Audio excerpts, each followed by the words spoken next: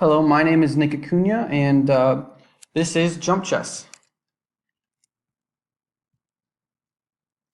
So, as you can see, there's a lot of animations employed in this. Pieces can move in 2 dimensions. Now, Jump Chess is a 3D program in both its rendering and its play. So, as you can see, pieces like this pawn can move upon 2 different boards. That's where it gets its name, Jump Chess. So this bishop can move on the same board along its traditional moveset, or it can move up onto this second board. This allows for improved mobility and completely alters a lot of the standard rules and strategies that come along with chess without overhauling the entire gameplay. This allows players who are experienced in chess to still get an intuitive feel and knowledge of the game while still switching it up definitely significantly.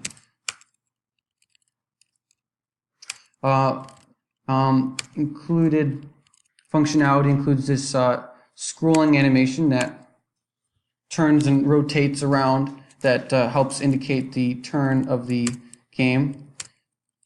Another functionality includes the movement of the pieces themselves. The program uses a searching algorithm to search for the most appropriate move. So in cases like this, where this queen might have plenty of moves to go upon, you can easily select which move, even though there is a huge variety of directions and squares to choose upon. It's still intuitive to select a particular square.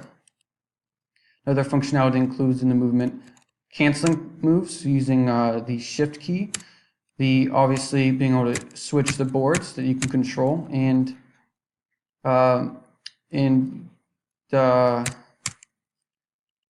the shading of the upper board. So the upper board can turn transparent or untransparent depending on what board is selected. That way you can see both boards at the same time.